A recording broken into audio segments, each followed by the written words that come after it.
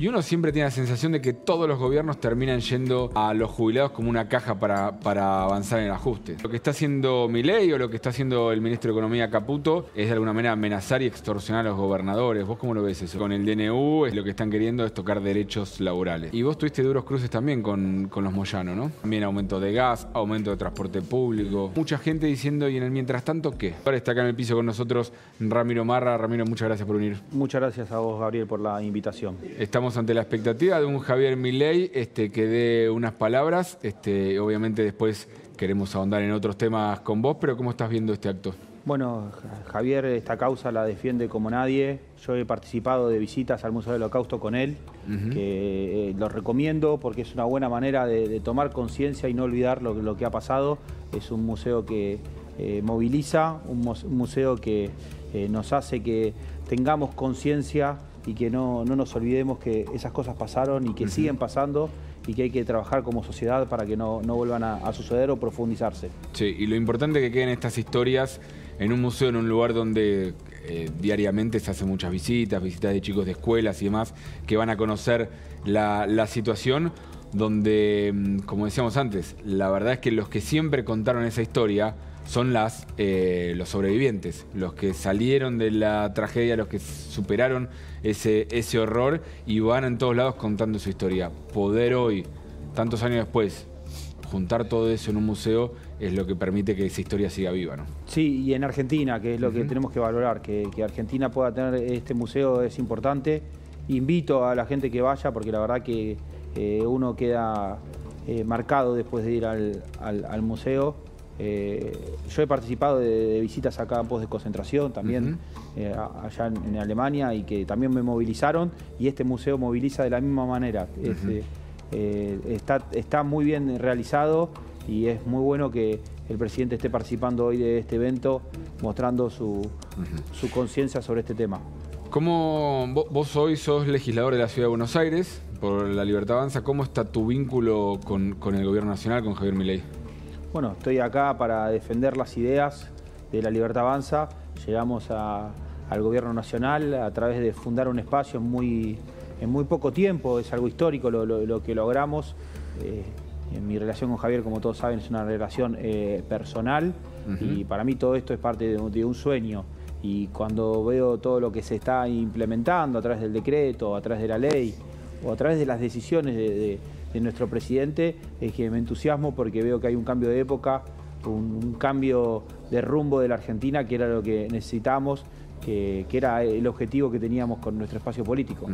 Empezó un ruido político ayer con esto de la salida de Ferraro. Más temprano también había salido en el boletín oficial la salida del superintendente de Servicios de Salud. ¿Ves ruido político dentro del gobierno también ahora? No. Yo creo que el gobierno está muy consolidado porque va mucho más allá de las personas. Si hay algo que hay que destacar de La Libertad Avanza y de Javier Milei como su principal referente y presidente del país, es que él puso las ideas por arriba de las personas.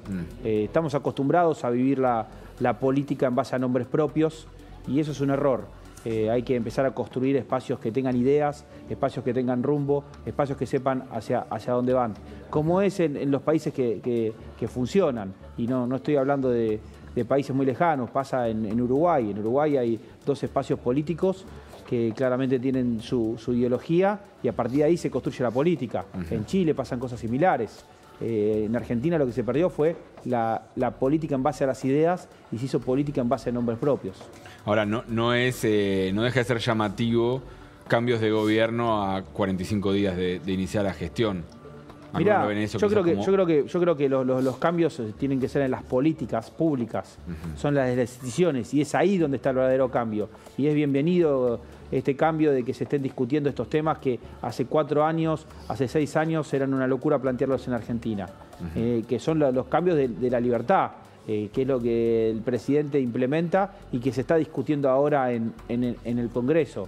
Los nombres propios siempre hay que tratar de dejarlos en otro lugar, porque si no ahí es donde se empieza a confundir la política. Discusión que viene bastante tensa, bastante picante, con cruces con legisladores, con cruces con gobernadores también, con algunos diciendo lo que está haciendo Milei o lo que está haciendo el ministro de Economía Caputo es de alguna manera amenazar y extorsionar a los gobernadores. ¿Vos cómo lo ves eso?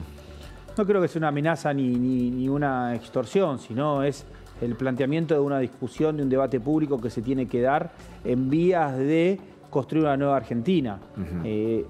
Por supuesto que hay un gobierno nacional, hay gobiernos provinciales, hay legisladores, que son todos poderes que están discutiendo hacia dónde tiene que ir la Argentina. Creo que los que decidimos hacia dónde tiene que ir la Argentina somos los propios argentinos cuando votamos a nivel nacional en octubre y en noviembre. Ahí se tomó la decisión. Acá tenemos una particularidad, que por primera vez, o de lo que uno recuerda, se está haciendo lo que se prometió. No tenemos un presidente que esté yendo para hacia otro lado. No, dijo, esto es lo que quiero hacer yo y esto es lo que se está implementando hoy a través del decreto y la ley. Entiendo que los gobernadores pueden tener intereses que a veces pueden estar encontrados con algunas partes de la ley y quieran tener este debate y esta discusión. Y el gobierno tiene que defender por lo que lo votó la gente. Y esa es la discusión que se está dando. Más temprano analizamos con Mariel Fornón y una de las lecturas que yo hago es que claramente el gobierno y en particular Javier Milei habla con un idioma distinto a la política tradicional. Así ganó las elecciones, así llegó al poder. Y la política tradicional está acostumbrada a otras formas quizás de negociación, de entablar cada uno de los debates. ¿Qué crees que va a terminar pasando? ¿Que Milei va a tener que adaptarse un poco también a la política tradicional en base a la debilidad política que tiene en el Congreso? ¿O que esa política va a tener que adaptarse a la nueva forma que plantea Milei? Creo que viene más por el lado de adaptarse a los tiempos modernos. O sea, capaz a alguno le sorprende que se hable tanto por Twitter. Pero bueno, Twitter es una realidad de nuestras vidas. Entiendo, porque o sea, uno está dentro de una construcción cultural que veníamos trabajando a lo largo de los últimos 50 años y de repente aparece una herramienta como Twitter que tiene mucha eficiencia también para marcar mensajes o ir hacia marcar la comunicación con la sociedad. Y capaz hay algunos dirigentes políticos que todavía no saben manejar su Twitter y se los maneja un community manager. Y sí, ahí se genera esa diferencia. Le digo, en manera simbólica lo de Twitter, no creo que se dice ahí, pero como se está discutiendo sobre ese tema, y después se traslada a otros ámbitos de la construcción política. Es cierto igual también que Twitter está un porcentaje mínimo de la sociedad, no representa toda la voz de la sociedad. Bueno, también pasa lo mismo con los canales de televisión y también pasa lo mismo con las radios y con los diarios. Sí. Pero es una pata que, por eso te dije que era de manera simbólica, pero es una herramienta nueva, la televisión existe hace mucho. Sí. O sea, Twitter es una herramienta nueva y que el presidente usa mucho. ¿Por qué la usa? Porque es una manera que encontró para comunicarse de manera directa y sin intermediarios con la sociedad. ¿Qué pasa? Lo que tiene que hacer la política es adaptarse a esta nueva realidad. Porque si no, no vamos a poder salir adelante. Y no estoy hablando de la realidad de Twitter, estoy hablando de la realidad de una nueva forma de hacer política. La nueva forma de hacer política es con cambios, es sin tenerle miedo a ciertas palabras. Se está hablando de la palabra ajuste, se está hablando de la palabra shock, palabras que estaban prohibidas en la política. ¿Por qué? Porque nos querían vender un mundo de ilusiones, un mundo de espejitos, que todo se solucionaba de la noche a la mañana. Se está hablando de largo plazo, cuando siempre se hablaba de corto plazo. Siempre era el segundo semestre, siempre era el mes que viene. Y viene un presidente y dice, estoy haciendo transformaciones de 15, de 45 años. Llegó a hablar de 45 años el presidente. ¿Por qué? Porque se toma esto con seriedad. A ver, pero yendo a lo concreto, por ejemplo, del debate, hoy, por ejemplo, se está pensando una sesión el martes donde está en duda, por ejemplo, el paquete económico, el tema retenciones. Diferentes sectores diciendo, retenciones no vamos a aceptar subir, hay que buscar otra manera de llegar a ese ajuste, a ese equilibrio fiscal que plantea el gobierno. Opositores que dicen, estamos de acuerdo con que hay que llegar al equilibrio fiscal. Y ayer uno me decía, si no hubiese ganado Milei, los diputados de La Libertad Avanza, si el que ganaba pedía aumentar retenciones, le hubiese dicho que no, porque él siempre decía estaba en contra de subir impuestos. Bueno, la discusión es mucho más profunda. Creo que ahí está el problema que se está teniendo en la discusión pública, que es las cuestiones fiscales son mucho más amplias, porque también cruzan cuestiones monetarias. Hay que entender que también tenemos hoy otro tipo de cambio. El secreto que tuvo Néstor Kirchner para hacer trampa con las cuestiones fiscales es que mantuvo el tipo de cambio bajo para cobrar impuestos a través del Banco Central, porque no respetó la independencia del Banco Central. Sabemos que el Banco Central es un desastre, lo tomó de ahí los impuestos que no podía cobrar por la 125 que no había salido. Este gobierno está tomando un paquete de medidas mucho más amplio. Hay que ver las circunstancias mucho más completas. A veces, para la discusión pública y la discusión político-partidaria, es mejor agarrar una síntesis de lo que es el decreto y de lo que es la ley y no hacer la discusión completa. El objetivo que tiene el gobierno, el principal objetivo es ir contra el peor impuesto de todos, que es el impuesto inflacionario. Está centrado ahí. Si vos atacás el impuesto inflacionario, ya empezás a ordenar la economía. Y después vas a trabajar sobre la presión impositiva de otros impuestos. Esa es la realidad. Y para bajar el impuesto impositivo, el impuesto inflacionario, perdón, es trabajar el déficit fiscal, que es fundamental. Que es lo primero que se hizo fue bajar la cantidad de funcionarios públicos, la cantidad de programas innecesarios, que muchos también están complementarios en la ley. Mientras escuchamos a Ramiro Marra, estamos viendo en pantalla el acto en el Museo del Holocausto. En instantes habla Milei, mientras tanto está en este homenaje donde están prendiendo cada una de esas 6 velas, cada uno en homenaje a 1 millón de víctimas. En total son 6 millones de víctimas de la Shoah, del Holocausto, a mediados del siglo pasado ahí en Europa, en manos de la Alemania nazi. Ramiro, esta semana también tuvimos el primer paro general al gobierno de Javier Milei, un récord histórico a 45 días de iniciado un gobierno. Y vos tuviste duros cruces también con los Moyano, ¿no? Sí, por supuesto, porque primero no considero que fue un paro general. Para que sea general tendríamos que haber participado todos nosotros. Sí. La mayoría de los argentinos no participaron, fue el nombre que le pusieron. La verdad que veo que nuevamente los Moyanos siguen fracasando. ¿Por qué siguen fracasando? Porque la Argentina cada vez tiene menos gente en el sector formal de la economía, menos trabajadores que están afiliados a los sindicatos, cada vez tienen menos afiliados, o sea, la sociedad los rechaza. Cada vez sabemos que se construye de manera peor el tema de la construcción de la representación sindical. Y el otro día en el paro vimos que no fueron acompañados por mucha gente. La verdad que el paro no lo acompañó. La mayoría de los argentinos decidimos trabajar porque sabemos que es la manera de salir adelante, con el esfuerzo. No hay otra manera. Hacer un paro termina siendo de vagos en una circunstancia como la de Argentina. El sindicalismo dice con el DNU lo que están queriendo es tocar derechos laborales. ¿Queremos tocar derechos laborales? Sí, a favor de la gente, porque hoy la gente no tiene derechos laborales. Hoy sabemos que la situación laboral de los argentinos es pésima.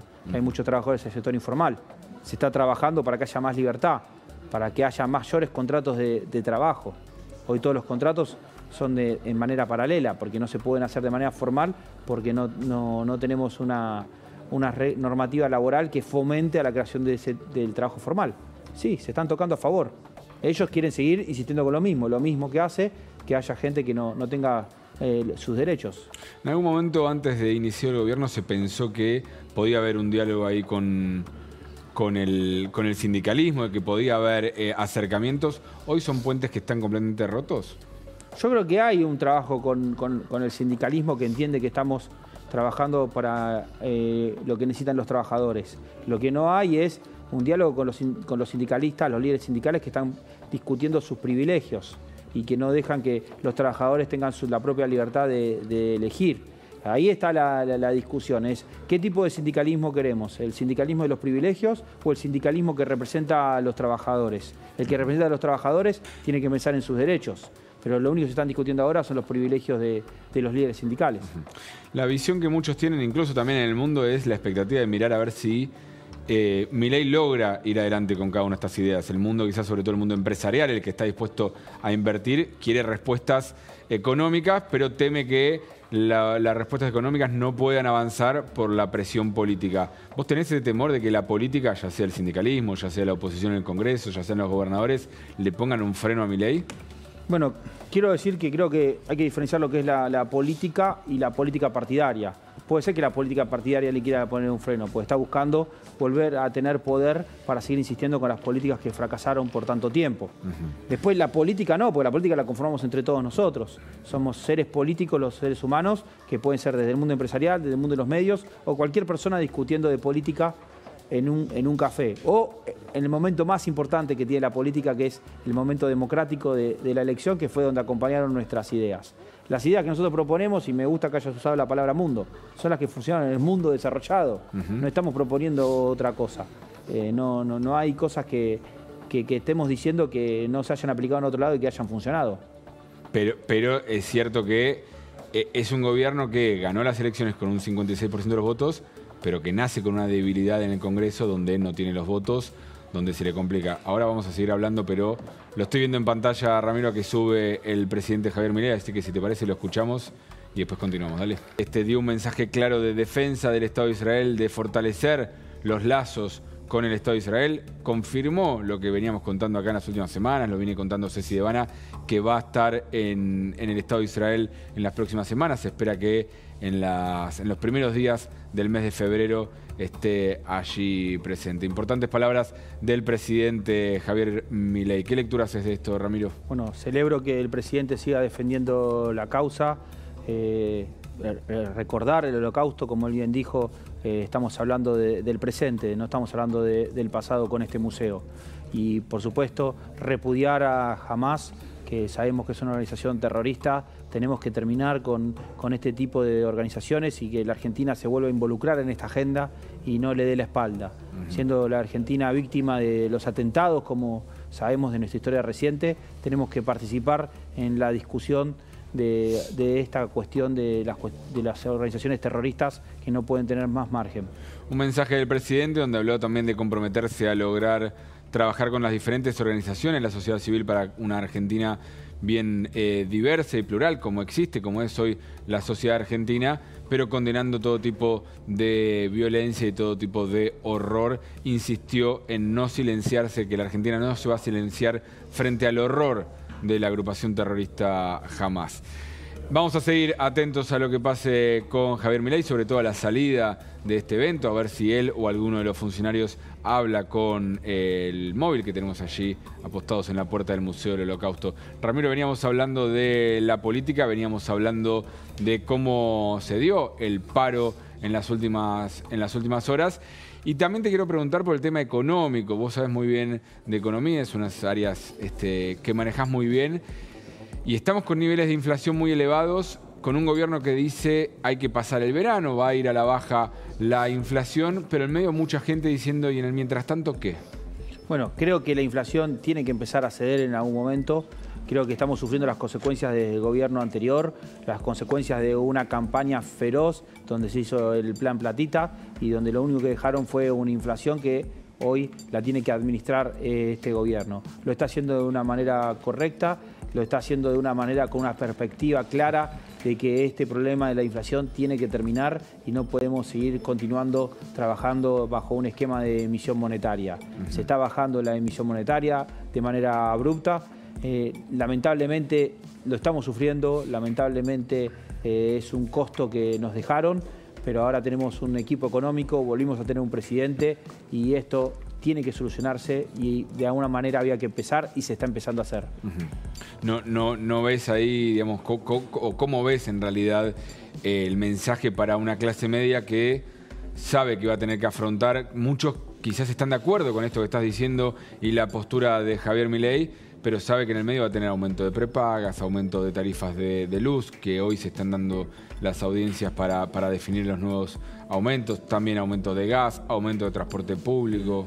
Bueno, sí, son circunstancias de que estaba totalmente distorsionado los precios relativos de la economía, se están acomodando porque todo eso tenía el costo del impuesto inflacionario, como decía anteriormente. No le quiero hablar solamente a la clase media porque me parece que esos son los errores que cometieron muchas veces los políticos argentinos. Aquí hay que hablarle a los argentinos. Tenemos que tener fuerza, tener esfuerzo para poder salir adelante de esta situación trágica económica que estamos viviendo. Es muy triste la situación de la Argentina y es muy preocupante.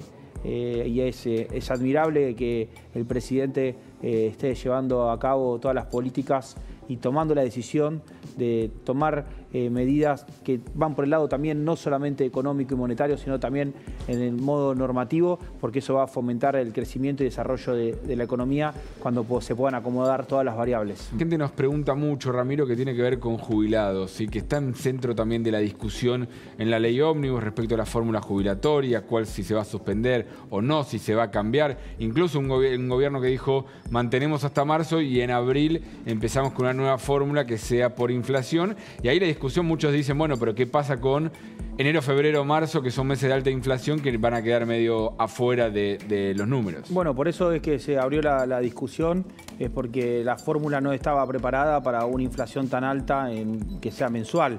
Era una inflación, digamos, que te iba por debajo de 2 dígitos. Cuando vos tenés una inflación de 2 dígitos, tenés que volver a discutir esa fórmula para que los jubilados no pierdan. Sí. Como todavía no están todas las variables acomodadas, se dice que, bueno, que se haga de la manera más rápida y eficiente. Y ahí se genera todo el debate de cuál es esa alternativa.